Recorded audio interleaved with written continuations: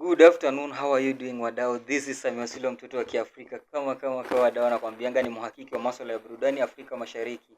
This is the Mike Warrior Ekaya Simiyu Duncan. Inakuaje mzee wangu? Welcome to episode 20. Episode 20. Men Plug Podcast.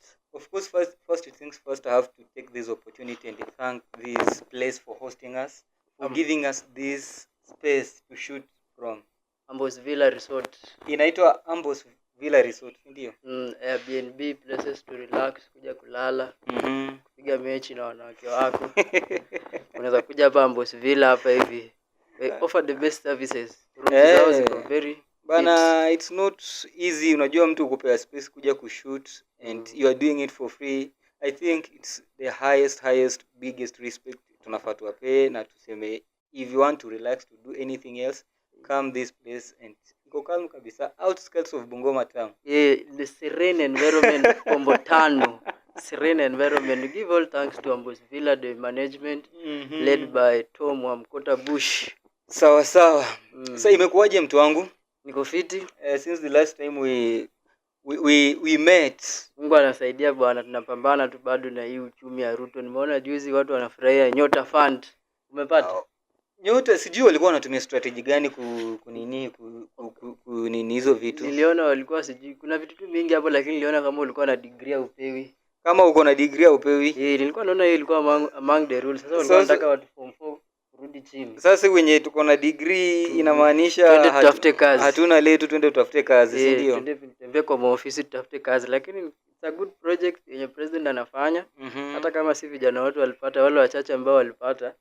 Jiendeleze hapo hivyo. 50k ni pesa mingi sana. Kwani wanachukua vijana wangapi? Wale wenye wali nasema ni si inaenda per ward. Inakwanga per ward. Nilikuwa nasikia wanachukua vijana sijui 50 ama wangapi. Of which ukiangalia sasa mnapewa 50k. Walikuwa wanapewa 50 Gs, but nimesikia kuna wale walikuwa wanachukua 20 zilikuwa zinavari. Sasa ukiwa na bahati unakula 50 Gs, 20, 22, 27. Kuna yule amepokea 22. All in all, kama utafaidika na hiyo mradi, all the best, itumie vizuri, usikuje usote huko mbele alafu anze kututafuta sisi wenye tuko na degree na unajua pia sisi tuna hustle na sisi tumekatazwa. The good thing with this government iko na good ambitions. The difference tu ni implementing the policies. Hizo ndo ngumu sana. Wako na ukiangalia Nyota Fund. Like seme tu ina award maybe empower 50 families. Kwa hiyo ni kijana akianza biashara yake tu inaona sinakuwa mzuri. Inakuwa fit. Like the policies ya hii government ya Ruto itakuwa smart, but implementation ndio inasumbua. Cabinet yake si mzuri. Walikuwa na manifesto fit, but I think pia tunaangalia the communication structure yao pia iko mbovu mbaya sana. Alafu mimi na feel like there are certain people in the government ambao they just want to bring this government down, by the way, because whatever they are saying, whatever they are doing, it's just like nikawa bullshit. Me the only person I blame kwa government ni Rigiji. Yes, yuko kwa government, but he was there. Alikuwa part of the government, and that is why mimi huambia wase Rigiji was part of this, and that is why mimi huambia wase Rigiji was not a opposition. Mimi huambia wase hivi, like these politicians only have our interest at heart when they are not in the government. These politicians Rigiji was in terms of all these things. Alikuwa in the heart of the whole government. Like but nyumba benafu sijui, but now Rigiji anaziopose mbaya sana. Sasa huko nje sasa mna feel like he is our messiah, my friend. Let me tell you, the truthful man bwana. Let me tell you, these politicians are the same, and that is why I normally tell people that there are no permanent enemies in this politics. In politics, our leaders wetu kila mtu anaendanga hapo hivyo na ambitions zake. Ndio maana usikue surprised in 2027 Ruto anaweza angalia tu aone tu arithmetics as in favor akaamua let me go back to my senior. Acha nirudi huko niambie Rigiji, my friend, rudi bwana tufanye hii kazi bwana. Ama ataende huko hivyo achukue Gladys Wanga. Lakini sasa unajua unaangalia pia the majority pia unajua Mount Kenya, but unajua sometimes to be tell before the end tupige 2027 tukipiga kura hapo hivi a lot of things zitakuwa zimechange sana, politics zitakuwa zimeshift sana. utapata like wale wenye opposition watakuwa wamerudi kwa gava, Wamerudi kwa gava. watakuwa wako nje. So a lot of things are going to, there's no permanent enemy in politics. And these politicians wanakujanga hapo hivi, kila mtu ako na ambitions zake. Nakumbuka Rigijide time alikuwa impeached. Alisema those people who were in government wakati walikuwa wanatengeneza hizo government hiyo, walikuwa kila mtu alikuja na percentage yake, of which is the reality. So don't beat your friend ama your neighbor pale nje kwa sababu ana because support of a politician. Because he is saying ati Ruto must go, then you are like wacha niende nipige my friend. Hii mambo weka tu kwa lungs, ikifika jioni break pumua toka. Lakini unajua all in all tunasema ni one term. Wewe umesema ni one term. Mimi niko kwa one term. Acha tungoje tuone. Tuko hapo kwa one term, lakini sasa tujue one term ya wapi. All in all outside Kenya, Tanzania mtu wangu. Have to speak about it, Tanzania. Mandugu zetu. Chama cha mama. Someone getting 98% of the total votes cast. It has never happened out of 32 million votes cast. Someone is getting 31 million votes. Unajua? I don't blame this Samia Suluhu Hassan. I blame the Tanzanians wenyewe. Unajua the reason is because unaona kama these Tanzanians wangekuja tu kwa united kama vile Gen Z tulikuwa united the last time, that's 2024. Tuseme we are not going, we want this government out. Government ya Samia Suluhu Hassan out. Wangesema kama Tundu Lissu wetu wako ndani, si ndio? Acha tupatie, kulikuwa na other presidential candidate. For example hapa Kenya tuseme kama walikuwa wameka Raila ndani. Tuseme Kalonzo pia hapo hivi. Acha tupatie tu all our votes. We want this government out. Tusiende demonstrate, tupatie tu kura zetu zote zipae kwa another person. But sasa unajua these wali decide kwenda kuharibu hizo polling station, they didn't vote. Na unajua kuna watu tu wa mama bado wanapiga kura. But sasa unajua the problem is hata ukiangalia hao wenye walikuwa there were in fact 16 aspirants wenye walikuwa wako against Samia Suluhu, but ukiangalia hao wote most people say these people were sponsored by Samia Suluhu to go there because hawa ni watu hata wajulikani, hata ni mtu hata kijiji yake peke yake hizi people walienda kuharibu kura. Wamesponsiwa just to make sure that there is a number, kuna qualification ati kuna watu wanamuoppose. The sad thing is samba yenye imehappen pale Tanzania ni kwamba now they are killing our Kenyans. Wanasema ni sisi tumepeleka huko vya vurugu. Of which simple ICC inabidi ingilie kitu bwana. Alafu nimeona jana wakisema they are going wamesema on 9th December sijui ndio itakuwa Independence Day yao ama they are going to come out again, waende street bado wa demand for justice, wa demand huyu jamaa huu Samia Suluhu atoke. Unakumbuka even there are some Kenyans who were killed wakiwa pale Tanzania. Very many. Sisi tunakubali last year tulikuwa na demonstration hapa Kenya. Tuseme we are the founder of maandamano, si ndio? Led by our late Raila Amolo Odinga, mzee wa maandamano.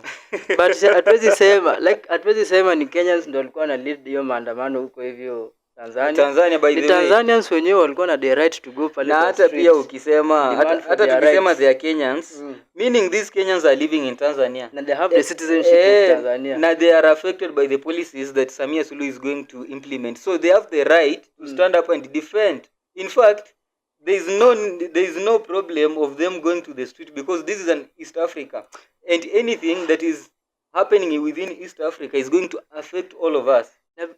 Maji kitumbua kilianza kuingia mchangani mwaka gani? Kwa sababu I remember time Magufuli alikufa, mama akichukua ushukani. Mama alikuwa mzuri sana mpaka kila East Africa mzima ilikuwa imempenda. Sasa hatujui kitumbua maji mvua ilianza kutupigia wapi kwa sababu mama alikuwa mzuri. Ukikumbuka pale nyuma alikuwa anasifiwa vibaya sana. By the way, even he was rung as the best president in East Africa.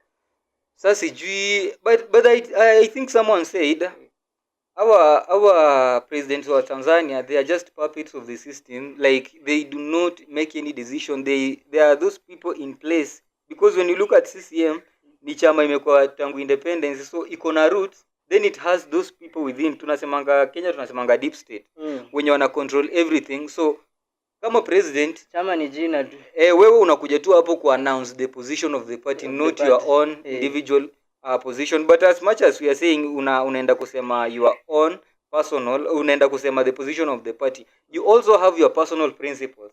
Lakini huyu mama ni kama tu I remember some people were saying that as long as umetest power. Power corrupts. Power ina corrupts akili. Sasa most of the people are blaming her sababu ametest hiyo power, so like anaanza kurule na ile kifua game. Alafu pia ni kama alikuwa ana feel like hii wave of change maybe akiallow their opponent juu yeye ni mama, unajua sometimes watu wanaweza look down on him. So maybe alikuwa anafikiria akiallow the opponent anaweza kuja na amfagie mbaya sana. The only thing at my point on my own ilikuwa naona ni kama angepata ile aibu sana. Watu wangesema huyu aliingia tu kwa sababu mtu alimkufa. Lakini kwa siasa kwenda tu kupiga kura hawezani. But pia angekuwa na jenge happen. The other reason pia naweza angalia in this angle, angekuwa na upper hand in a sense that he is now the first woman president in Tanzania. Watu pia maybe wangevote in this perspective kwamba we are voting because this is a male president, female president, the first female president we are having in Tanzania, and she has the interest of the people at heart. So we are going to elect him based on how she is going to portray herself. But me, I have one question when it comes to maandamano. Mbona when Kenyans, for example, as Gen Z time tulikuwa tuna demonstrate our rights pale nje, we were just demonstrating peacefully. But police wakakuja from nowhere tu. Like mbona tu hii kwa mfano juzi si strike ya madaktari imeisha. Si they demonstrated just peacefully. Very peaceful. Mpaka ikaisha. They were doing their own things. Maandamano yao ilikuwa tu sawa. Lakini sasa mbona sisi tu maandamano ya kudemand for your rights? Hapo ilikuwa political rights, democratic rights, lazima tu watu wakufe, lazima tu like damu imwagike tu, lazima tu mapolisi waingilie kati. Of which Gen Z last year were just very peaceful. Me feel like maandamano iko tu na ile lazima tuue watu. Me feel like hii kitu politicians wanakuanga threatened in a way that wana feeling wakituacha tukue tu peaceful, we are going to invade places, and alafu pia we are going to make it a global thing. Like tunaweza fanya hata president atolewe anytime, because you know hata kama tunasema we are always peaceful, tutaenda parliament mtu wangu, we will go, lazima tukule huko mchele, na lazima tuingie state house tukisema tu tutakuwa peaceful. But all in all, I say me usema if we are peaceful and they allow us to reach hata huko state house na president atoki nje na aseme I'm going to do whatever you guys you are demanding for, imagine these guys will just slow down. Watakuwa peaceful, they will go back home, wanajua washapeleka petition yao, and the president will work on it. That's one thing nasema maandamano ikikuja tu hata tu strike tu kama vile lecturers madaktari wana strike. Hakunanga any commotions here and there. Lakini sasa unajua pia in the middle of that maandamano kuna wanga pia some people wameenda hapo with their business. Wanaenda kupora. Kuna wale guns wa kutu wanatumia tu maandamano kama jina tu, lakini their main target inakuanga tu kuibia watu na kuharibu. But of course ukiangalia hawa guns pia wanakuanga sponsored by the same people in power, by the same politicians. And that's hiyo sasa ndio shida ya Wakenya sisi sasa problem. Our politicians like as in kuna ile tu notion every politician must have a gun. Si ndio hiyo? Mbona sasa every politician must have a gun in Kenya? Why is it so?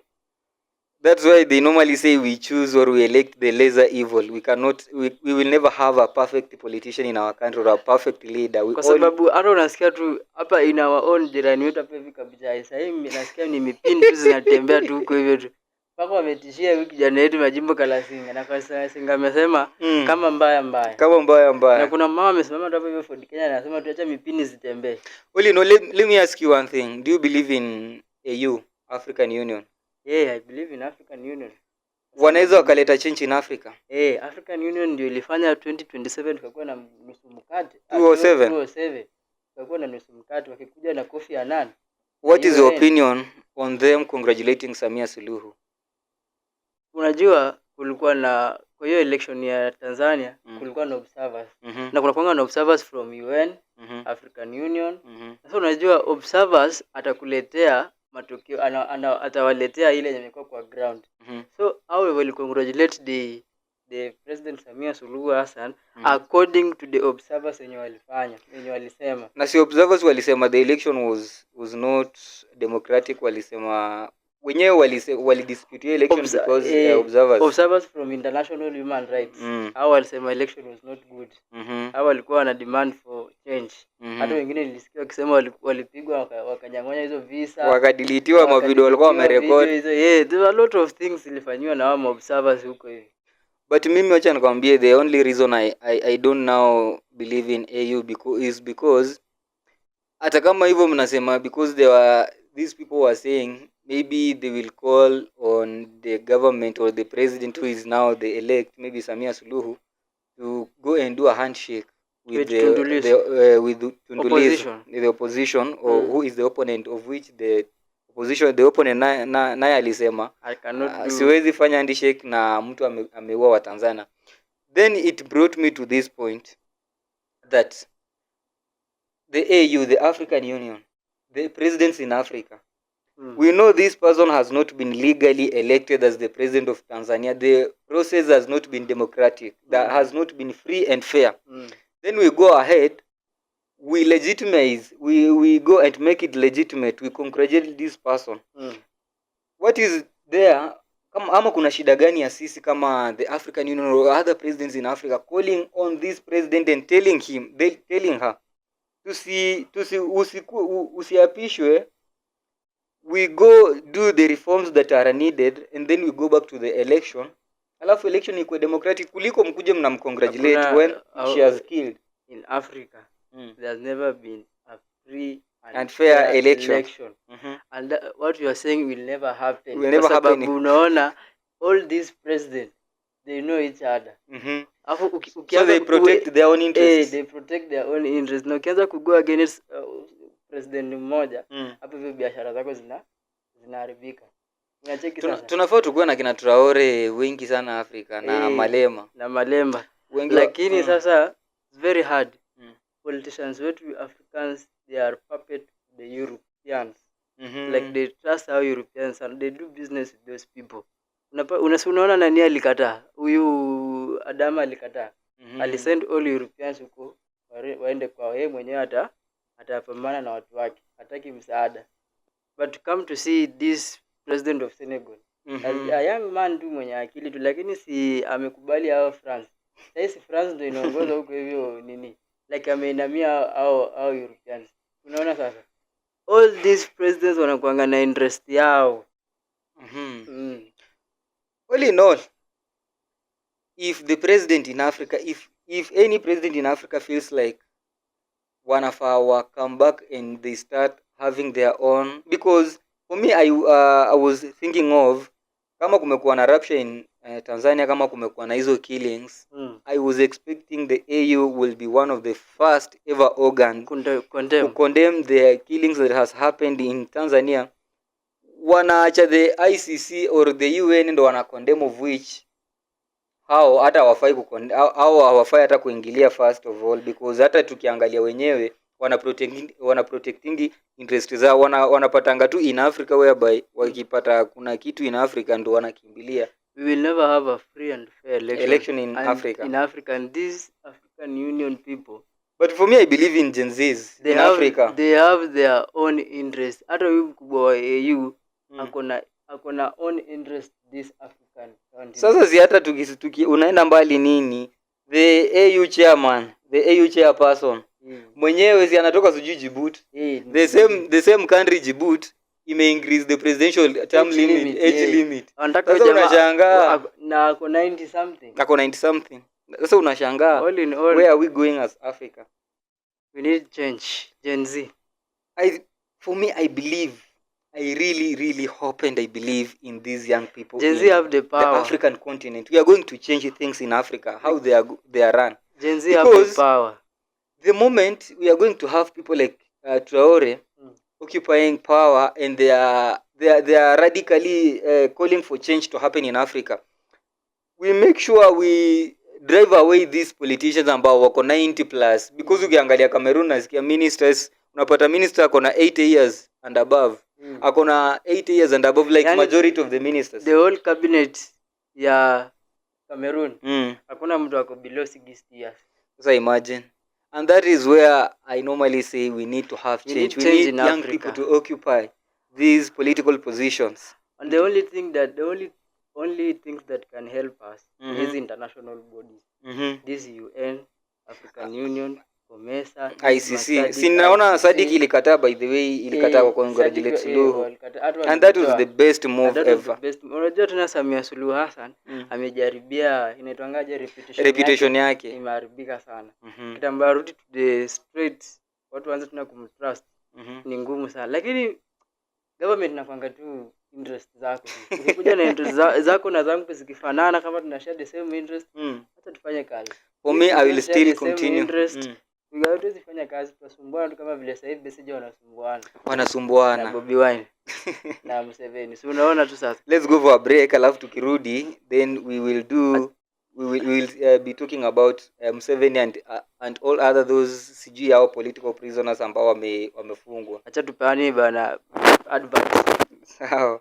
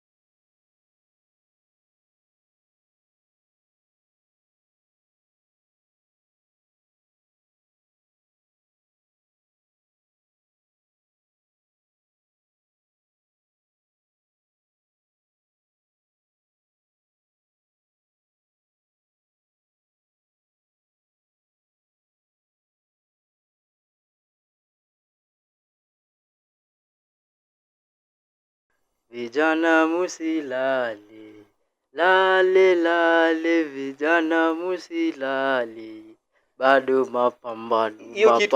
Hiyo wimbo ina remind Otieno Kajwang. Huyo the late TJ Kajwang. Huyo na Mrisa Kitui. Those were the people ambao musilale. Wa mama tuliona jana Bob Njagi na Nicholas Oyo waliachiliwa. They are still fighting for, we want a better East Africa. The better East Africa. Niliona waliachiliwa and going back, and the statement was that walikuwa wameshikiliwa na the Museveni cronies. Hawa police ambao wanakontroliwa na the son of Muhoozi Kainerugaba. I think Uganda must be liberated. As much as we are saying Uganda must be liberated because those people are living in tuseme 1960s. Unajua Uganda sasa ndio wako 1960. Hao wanafaa kuwa 1960 because how Museveni is ruling Uganda ni kama vile it worries me. That is why Museveni bado hapo hivyo kwa Moi. Hata Uganda si dictatorship. Uganda ni kama kingdom ya Museveni, which are not going to allow that thing in East Africa. Mimi naona kwanga supporter mkubwa sana wa Bobi Wine. Mimi naye usema hata kama watafanya nini, that guy anasimamaga na Ugandans time in time out. And there's a special person I want to thank hapo kwa Bobi Wine. The wife of Bobi Wine. Ndio maana wanasemanga tafuta supportive wife mtaani. The wife of Bobi Wine amesimama na Bobi Wine. Wenyewe mko na vinyangarika. Come rain, come sunshine. Hata anaenda na yeye campaign, anafanya anything like unaona ukisema ukimshukuru. Bobi Wine akienda house arrest ako na yeye hapo. Ali like the wife of Bobi Wine. Ukisema unamshukuru hapo kwa kuwa na yeye kwa campaign trail. Mimi naye nitamshukuru.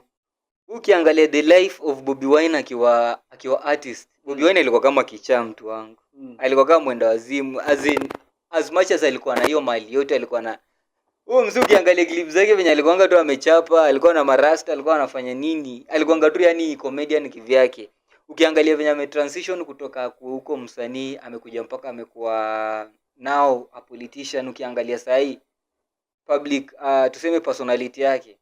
Mimi naweza sema huyo wife wake ameplay very big role kuchinjua jamaa. Wanasemanga if you have a wife ama kama umeoa na upate pesa ama uomoke, don't change wife. Don't change the wife.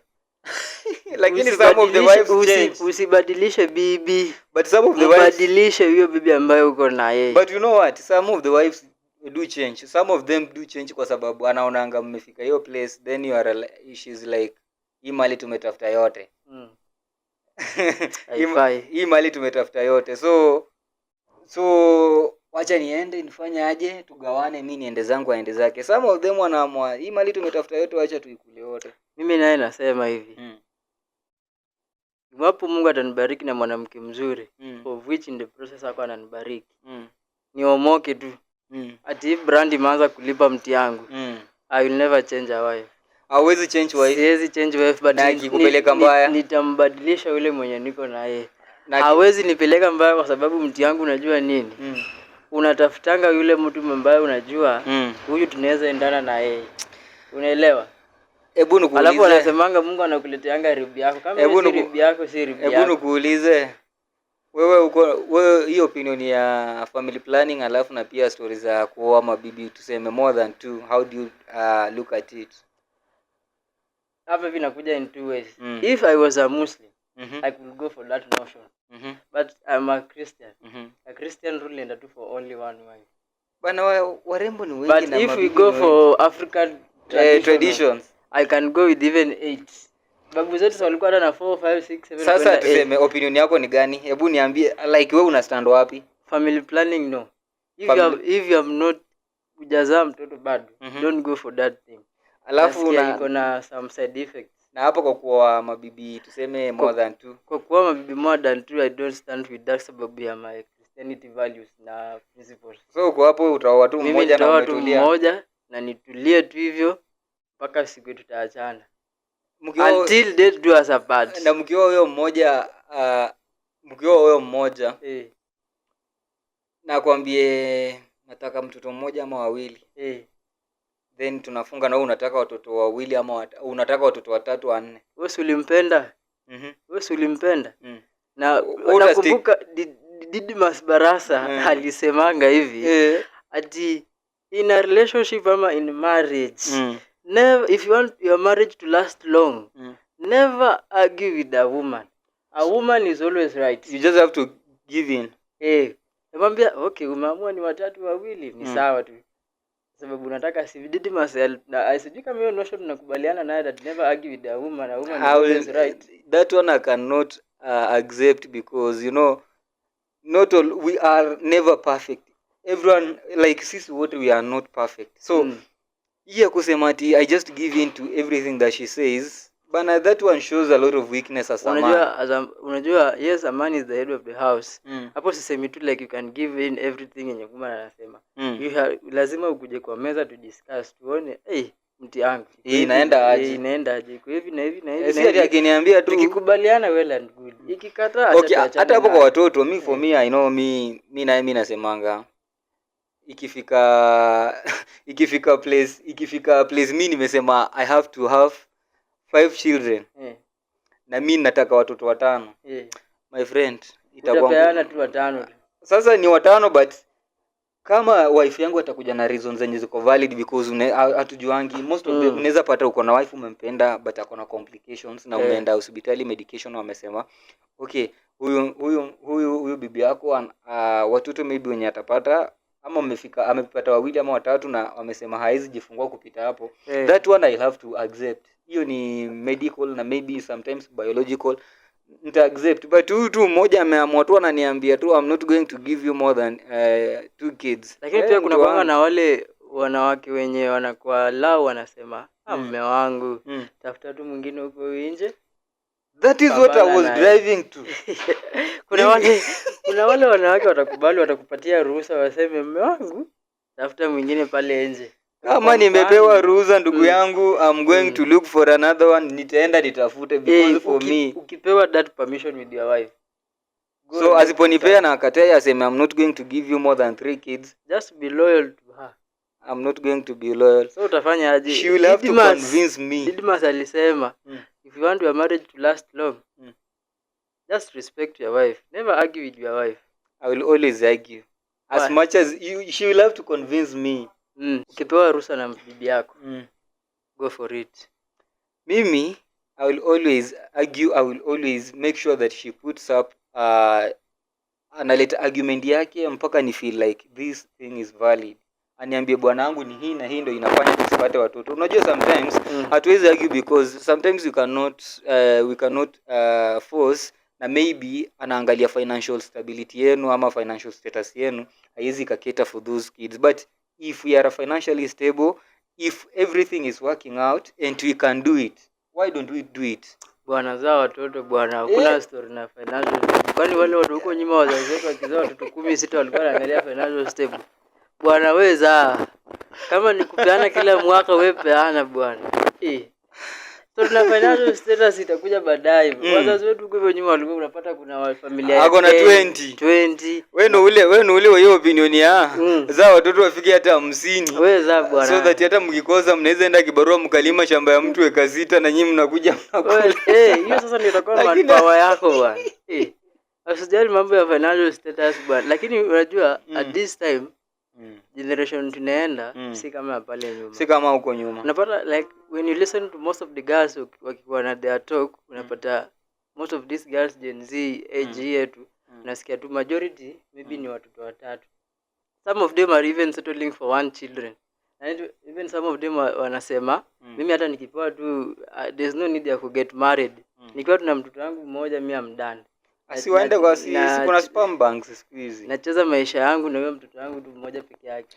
Mimi naye acha nikwambie, I will never risk having 1 kid and siwezi jamaa hata siku moja. Siwezi tamani kuwa na mtoto mmoja. Watu vuo mtoto mmoja akiamua kusepa. Hii generation yetu imeharibika. Mimi nakuwa tu na watoto kama 6 7 hivi ndio at least. Lakini usiangalie story na financial status. Twende tu nalo ndio ni baraka. Alisema Mungu analeta na sahani yake. You have to go for it. Hakuna story na kama hiyo. Lakini hii generation, mtu yangu utapata mtu akona 7 8. Hii yetu haiwezi. Hii yetu ikienda sana mtu mingi sana ni maybe. Mimi husema unaonanga reason yenye inafanyanga unapata mtu akona watoto kama 5 6. Sometimes it's like kwa mfano mimi I believe lazima nikuwe na amani in my house, tuseme si ndio. Then umepata wife wako umembelieve umemwaminia si ndio, but the first one ni girls na wewe unataka at least uwe na mjunior boy. So unapata anaamua kuongeza ama hata dem mwenyewe anataka kuwe na boy kwa nyumba. Unapata amepata watoto kama 4 5 maybe 6 ndio unapata boy na anaamua acha nitulizie hapo juu nishapata mtu nilikuwa natafuta. So sometimes hiyo pia inakuanga reason. But mimi naweza advise mkisha get married ama mmeamua mmesema sisi tutasettle down, msimalize bana 2 to 3 years kama mjapata watoto. Hii inanileta bana the second year bwana. Sasa tumefika hapo kwenye the second year ama the first year is the time inabidi because najua kitu mimi najua hiyo first year mkishaamua kusettle down hiyo mwaka mzima inakuanga tu yani hadi mtu anapelekwa honeymoon na afanye kitu mtu wangu Robert Brale mtu wangu bana usifike 3 years kama ukifika 3 years kama mjaamua kuwa na watoto hapana bwana, we have to revisit bwana. Hiyo story ya Robert Brale imenikumbusha one thing I wanted to say is like nowadays we are receiving advice from those people, the same advice does not work. the same advice that they are giving us, it is not working for them. So I don't know where are we heading to as a generation, because the same person ambaye anakuambia usiende hii njia, the same person anaenda hiyo njia na imekataa, ama anasema tusifanye hii stuff na yeye anaifanya. Wanasemanga acha nichukue example ya, let me say our public speaker. Kuna public speaker mmoja anasemanga ati kuna mtu anakuambia usisikize public speaker kwa sababu wanasema maneno ambacho wakikifanyi. Wewe ukisikiza hiyo public speaking, chukua ambayo yenye inakusaidia.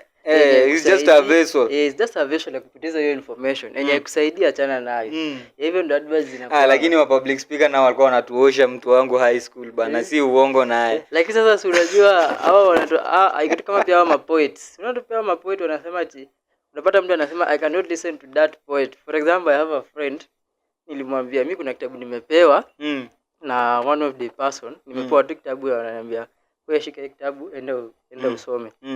The book was all about how to become successful in something.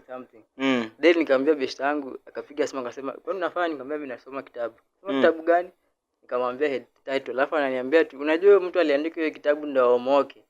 Sasa wewe unasoma hiyo kitabu ya nini? Nikamwambia hiki sasa tukiangalia hiyo aliandika hiyo kitabu ya omoke, mimi nitachukua hiyo idea yenye ameweka hapo hivyo ndani uitumie. Like sasa unajua like hii generation yetu yani. Lakini mimi nikwambie tu ukweli, motivational speakers wengine bana walikuwa wanatupeba ufala. Unajua wa kutumia nini? Tukiwa high school walikuwa wanatumia nini inaitwa aje? Bana unakuja uko form 4 term 2 bana, na bado unapata 20, anakuambia hii kitu unaweza pata 100. Bana umebaki na term moja. One term. Kuna wengine nilikuwa nasikia ati alikuwa anatumia moto ya sigara kufanya nini? Kusomea. Wacha ya moto, afadhali moto ya sigara. Kuna hiyo ya lightning. Ati lightning ifite hivi one sharp.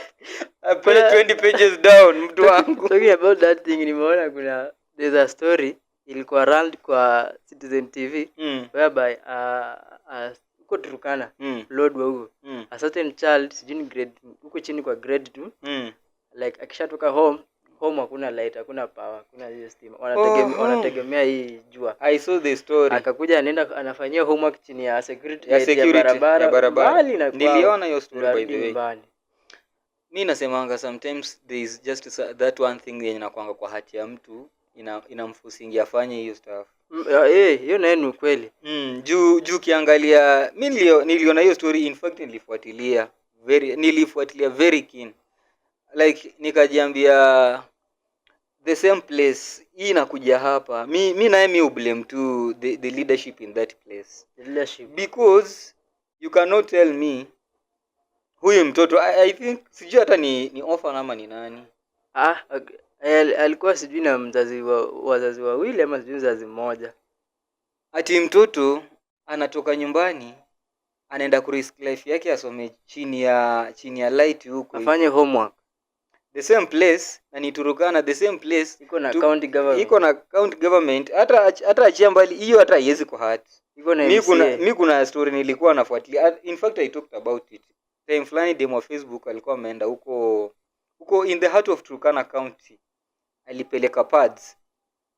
Huko ana drive all the way from Nairobi aende mpaka Turkana apeleke hao watoto sanitary pads, sanitary towels.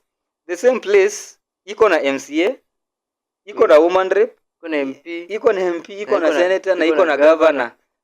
The lady alikuwa anatoa testimony, alikuwa anasema hawa watu hii sometimes they are so embarrassed in a way that wakiwa kwa period she will not go to school, ama akiwa huko shule she will have to sit down apitie hiyo process ishe, then she will wake up. But sasa unajua akiwake up hakuangi ako na ile courage, hakuangi na hiyo nguvu, atakuwa ako embarrassed sana. So unapata huyo mtu yeye akienda class badala ya kusoma concentrate anasoma, ana concentrate kuficha aibu yake.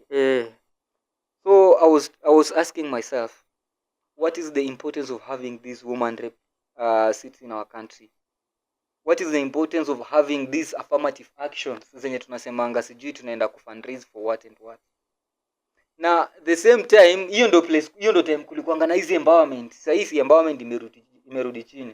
Hiyo ndio time kulikuwa na empowerment, walikuwa wana run from sijui wapi, wanaenda empowerment wapi, wanaenda kuchanga fundraising, wanaenda kufundraise. What if as a government, what if as these woman rapes wanaweza gang up juu because tuko na sijui na 47. Me one thing anga nakuja najiuliza swali ni sana. Ni unapata kuna women reps, kuna na some fund wanakuwa allocated, si ndio?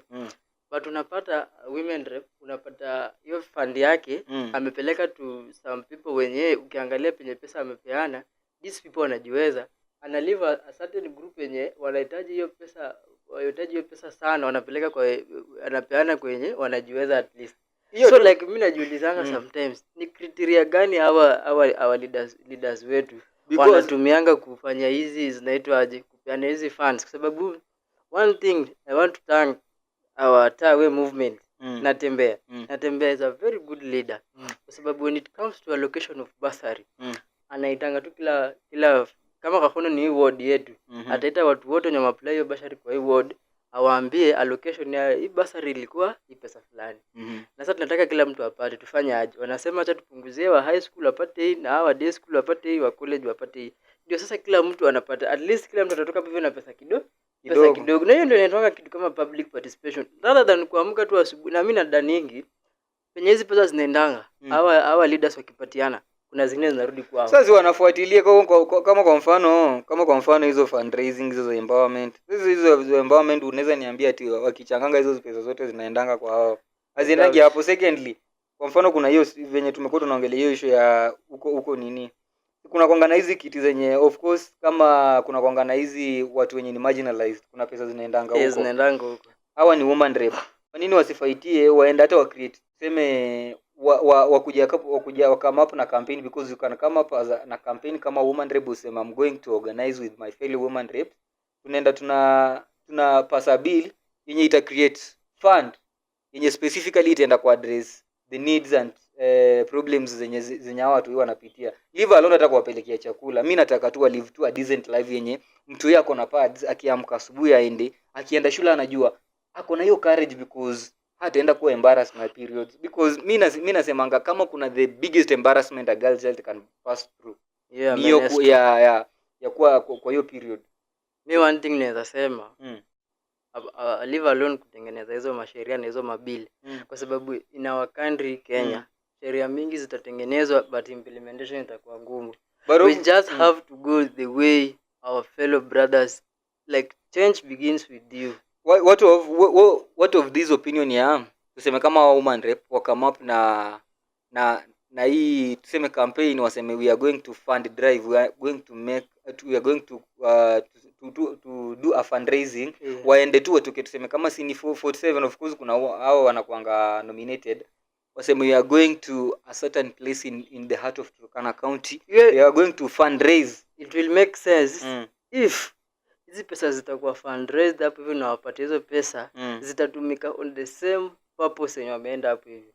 But unapatanga some fundraising zenye zinatoka hapo hivi, unapata kama ni mheshimiwa organizer fundraising, kuna a certain percentage ni yake, atabaki nayo, it's not good, of which tunasemanga at least better have a loaf of bread than kwa hatuna. Waende tu wafanye hiyo stuff, at least hata kama ndio watapeana maybe watakata nusu, at least watu wao kwetu wamefeel wamepewa hizo pads. My stand is change begins with you. Change begins with you. Wewe kama uko pale hivyo in a society, at least unajiweza. Usitake advantage of that girl. Una kama mfano hizi stories na kwanga sijui za maboda boda, sijati unachukua unanulia pad alafu unaenda unakilala naye. Hapana. Usitake advantage of that hiyo situation. Your vulnerability yake. If you want to bring change, chukua hiyo 50 bob yako, hiyo 100 bob yako, go buy that pad upatiane kwa huyo msichana. Unajua that small action yenye umefanya hapo hivi, it can bring a lot of change to the life of that person. Hiyo ndio inaweza saidia to change begins with you. Wanasemanga charity begins at home. Charity begins at home. Saying charity begins at home, I want us to talk about nowadays wahenga wanakuwa very disappointed sana, because hizo vitu za unakuja na medali unapata jamaa na mwana I'm going to anataka ku experiment kama hiyo. Nimeona juzi ya ati maji yakimwagika hayazoleki. Jamaa kaenda akamwaga chini maji. Wahenga waamini. But but sometimes Nikajiambia wahenga penye wako sahi they are passing through a lot. Hizo methali zilikuwa zinatumika specifically teach our parents huko hivyo nyuma. Like hizo methali iko na specific meaning. Ukiambiwa maji yakimwagika hayazoleki, iko ana specific meaning yenye ilikuwa inatumika kufunza. It was like a tool of kufunzia watu. Wazazi wetu. But ukichukulia juju sasa unajua generation ya sasa tunaichukulia tu venye iko tu. Generation ya sasa ya Gen Z bana. Nimeona kwanza ingine hiyo ya ati mtu akaja mvunguni sharita iname. Jamaa akarusha kiatu kwa nini kwa chini ya kitanda alafu akachukua hiyo hii brush ya nini ya mopa. Inakaka mop. Na anavuruta kama amesimama akajiuliza sasa wahenga. Alafu kuna ingine ati mtaka yote ukoza yote. Alafu jamaa anashika hizo ndege zote. Like unajua hizo methali they were used for a specific person. Na zilikuwa zina bring a certain meaning in the society.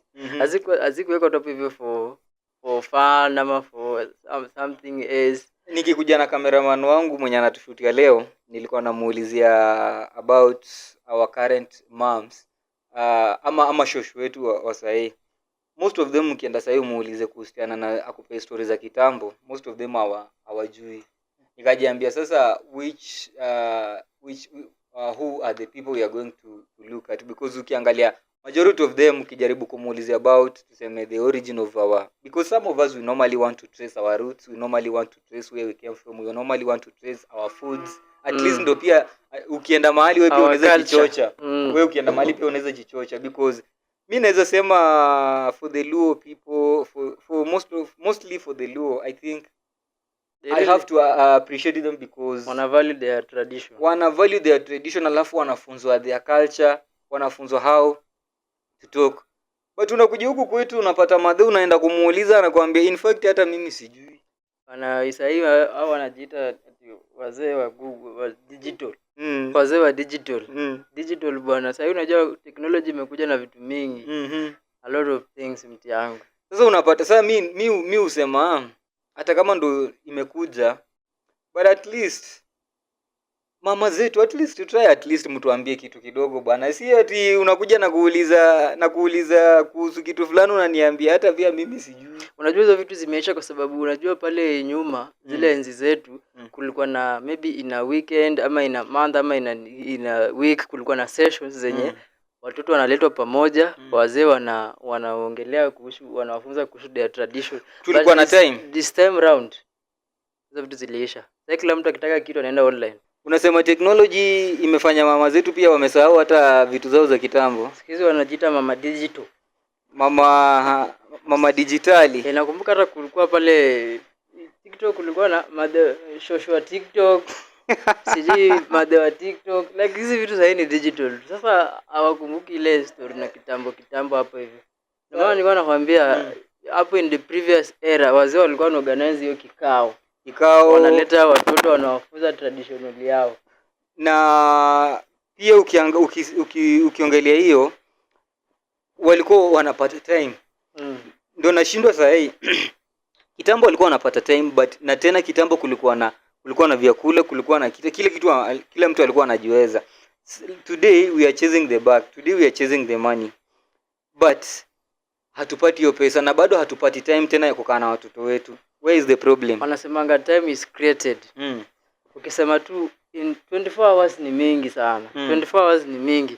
Ukischedule tu mwenyewe ukijipanga tu useme from 8 to 9 ama from 9 to nini, una cancel all business things. Unasema this time I dedicate it to my family and my children, and this time I'll be teaching my children the traditional of our family.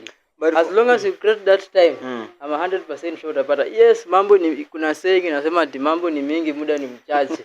Hiyo nayo ni ukweli. Lakini time is created. Ukisema tu kama kwa mfano leo you are going to do this and you make sure siku ishi kama hujafanya. Hivyo ndio itafaa. Ama tuamue tufanye hizo stuff kwa online. Hapana, online hawezi. Hadi tuweke Google Meet ya kufunza traditional. Acha tu ikae. Sasa unapata tena siku hizi ni rare sana like this family to come together. Unapata the only time wana come together ni wakati maybe wa funerals. Ama hata hizo funerals siku hizi hawakuji, wanatuma mchango tu. Unapata sasa like watu walienda maybe Nairobi, alafu unapata like siku hizi familia walijitenga na familia na wenzao kwa sababu unapata hii familia yes ni mandugu, lakini unapata huyu ndugu fulani anajiweza na huyu ndugu mwingine anajiweza. So unapata watoto wa huyu ndugu anajiweza hawezi ungana na watoto wa huyu, unless hapo kitambo hao watoto tu wote walikuwa wanaishi pamoja. Unakumbuka watoto walikuwa wa community. I love tradition ya Wahindi whereby ukienda kwa mfano kama utapata in apartment a mansion pahali utapata paka nyanya ya baba hapo hiyo ndani. That's why they value their tradition. Unaonaishi wote pamoja in a unity. Lakini sasa siku hizi unapata like kwa mfano mimi kama niko Nairobi nikichukua mtoto wa ndugu yangu nimpeleke Nairobi, ama nikichukua ndugu yangu nilete Nairobi akili ya Waluya tu watasema tu like anamroga.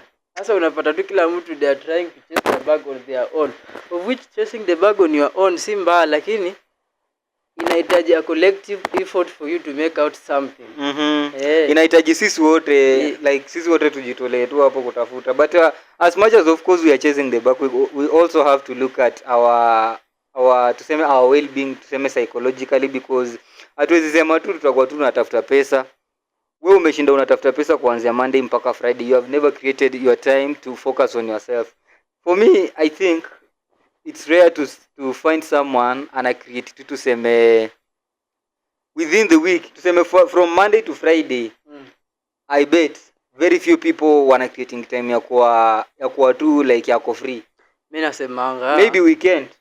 Unaona nini hapo kwa kuchase the bag?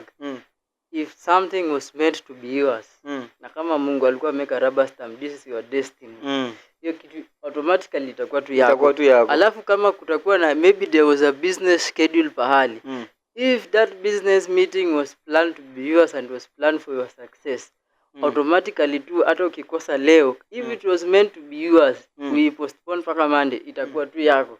So hii mwili pia si inahitaji bana time ya kurelax. Hii mwili haina spare part, ni damu tu peke yake. Sasa unajua mimi ushindwa. You have to create time for yourself, for your mental health. That's why unapata most of the youths wana for depression sana, kwa sababu hakuna hiyo time ya kukaa like at least unasema leo acha ni let me get away from phone. Like leo tuseme tu the whole day I'm not on the phone, because unapata siku hizi mtu akiamka tu asubuhi, the first thing asubuhi anaamka ni kuingia online. Post ama angalia what's trending online. Akishamaliza hivyo maybe aanze kufanya shughuli zake. Sasa ukiuliza watu tuseme randomly umepika watu 10, si ndio? Mayutu tu watu 10, alafu waulize the first thing unamkanga asubuhi ni kufanya nini, atakwambia the first thing yani after yani venye anafungua macho hivi the first thing kuguza phone yake, angalia iko wapi, imecharge ama haijacharge, nani amemcall. To make the matters worse, unaangalianga kuanzia Monday mpaka Friday hakuna mtu anamwanganga kukupigia. Alafu sasa unapata sasa like pressure ya social media imekuja imeingia to our youths kwa akili na kwa kichwa So like anaona tu kile kitu yenye tuseme Bahati anafanya na mpenzi wake, anataka pia afanye lakini Bahati naye amekuwa excess bwana. This story na social media our influencers wanatuleteanga what we want to see, what we do not, like they give us what we want to see, not what we need to see. Like this thing is very like social media imekuja imeharibu watu wengi sana. Lakini Bahati naye anachoma mtu wangu nao daily, hata kama ndo kufanya kiki. Alafu pia the another issue is this, you know, many people are saying they are talking about boys now, like us boys, we are now normalizing not to chase these girls so much. Like wewe unatulia tu kama mdemu ukimwambia one word, ukimwambia 2 days, ukimwambia this one, alafu she's not giving in, you are like acha niishi maisha yangu. Alafu unapata wengine wamedecide tu kulive life yao. Mimi nikakuja kujiambia I was looking at these things in a different way, in a way that you look at most of us as boys, especially for the firstborns ama boys tu tumetoka kwa familia, maybe tuko na mother, tuko na father. Like you look at most of the boys, they are more concerned on looking at the welfare of their parents, especially their mothers. That's the aim. Because Ukiuliza boy unamwambia mbona bana wewe hata hujali story za madem nini, atakwambia man mimi niko na madhe ni mgonjwa, mimi niko na madhe nahitaji nifanye hii na hii. So ukiniambia ni focus kutafuta dem, what of this other family?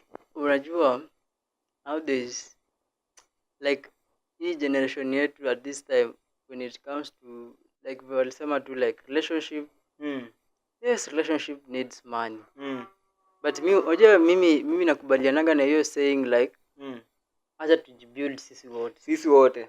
Alafu pia rather than like so unapata most of our girls they wanataka kumarry the rich. Unaona hiyo saying sasa hapo hivi, girls wanataka kumarry the rich. Wanasema heri alilia akiwa kwa Land Rover ama Range Rover kwa bodaboda. Kwa bodaboda kuliko kufurahi akiwa kwa bodaboda. Tunacheke sasa. But pia mimi kitu nafurahia na boy child nowadays, they are putting their family first. Na sasa that's the aim ya za boy. Ndio kitu nakwambia nafurahia nayo, because as much as tunasema ati utaacha familia, utaacha wazazi wako, utaenda kukutana na mtu mwingine, but angalianga the impact umeacha nyuma. Unajua as a boy child you are the one utabaki kwa boma according to the traditional culture. Wasichana hao wataenda.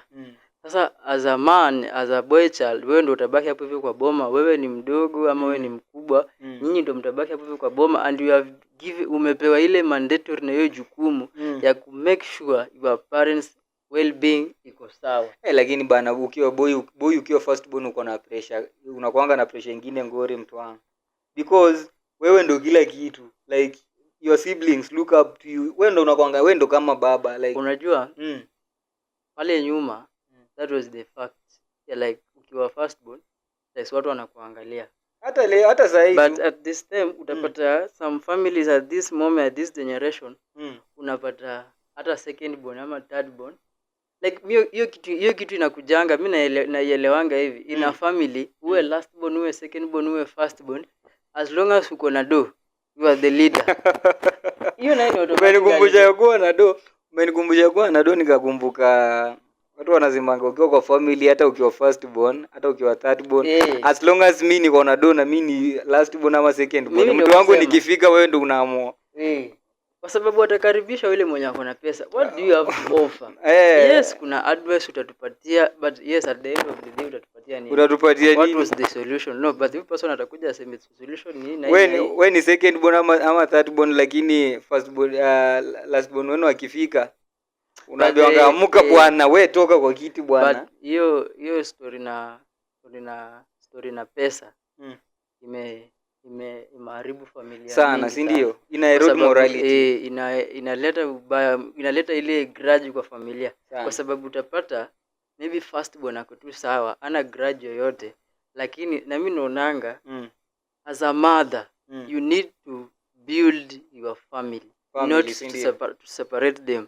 The moment you as a mother umeanza kuwa na ubaguzi towards some children in the family, unapata hii familia inaharibika, boma inaharibika, unapata hao watoto wengine umewatenga. Sasa sema kama umetenga watoto wawili, wanaanza kuenda hivyo peke yao, alafu unapenda hao wawili. Sasa unapata kuna kuanga na mgwaruzano kati ya hao watoto wako kwa boma hapo, na hapo unapata familia zinaharibika. And this usually happens kwa tuseme like our last borns wa hizo familia, hizo mafamilia. Na specifically ina happening hapo vile kuseme kwa story na shamba. Story na shamba tu, like hii story na shamba imeleta visanga, imeharibu familia mingi sana. Me I'm talking from experience. I've experienced this thing. Like nimelearn a lot from my extended family.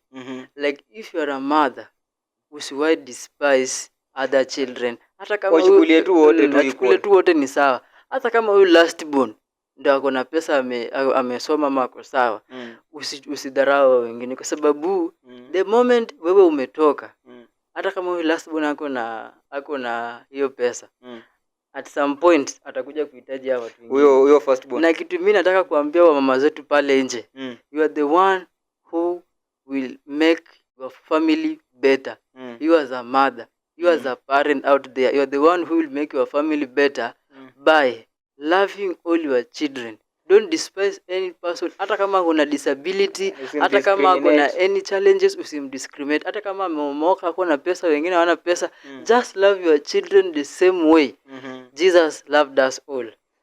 Na hii notion ya kusema wewe unaichukulia gaje, as in is it natural ama inatokea gaje? Wenye wanasema ngati every family, hata kama kuna rich kid, hata kama kuna nini, like there is always that one mad person ama mwenye yuko odd one out of the family. Unajua kitu naionanga ni ukweli. Na naionanga kama ni ukweli. Yes, utapata tu kuna familia zingine they are very rich, lakini kuna ule tu mwingine anasumbua. Kuna tu ule kasongo tu.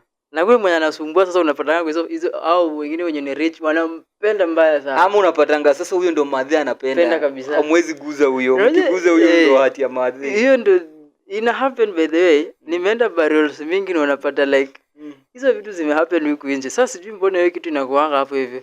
That's why nimesema tu hapo hiyo kitu. Lakini hii story nakasumbua mimi na dada nyingi nakujanga inakuanga from your pressure. Unaelewa? Maybe ulipewa ile like sasa mfano wewe unajua kwenyu ni unaonanga pale unasemanga mimi niko tu hapa hivi shule after all babangu ataniambia ama kazini zangu ama brothers zangu washa make it ama washa make it. Unapata sasa hiyo notion. Then unapata ukishamaliza shule hauna hiyo karatasi hauna hiyo kitu. Sasa utabaki tu hapo hivyo wewe ama hata ni ile yenye maybe uko comfortable uko in a comfort zone whereby hata wazazi like they are giving you everything, so uko zile za hata mbona nijisumbue kutafuta kazi wakati mabro zangu wanatafuta mimi nakula mimi. Sasa hiyo ndio ina bring nyingi. Unapata sasa after hizo maneno zote at the end unashindwa kumbe nilikuwa wrong. So unapata tu unabaki tu huko kwa village unapata ama on the flip side unapatanga hii familia yani hao wase waongeangi na watu au wase wanakuanga tu like they are yani ni wase wako private, ni wase wenye wana focus na vitu zao, lakini unapatanga tu kinyangarika tu kimoja kwa hiyo familia. Huyo ndo ana interact na every person in the community. Huyo ndo ako tu na heart fit kwa community yote, kwa familia yote. Mimi nasemanga like society society is a very important thing. Society na community is a very important thing. Kwa sababu unajua hii society ndio itakusaidia when it comes to maybe story na tuseme tu unajua society ndio wanasemanga community brings sijui society na society sijui inaenda village sijui village.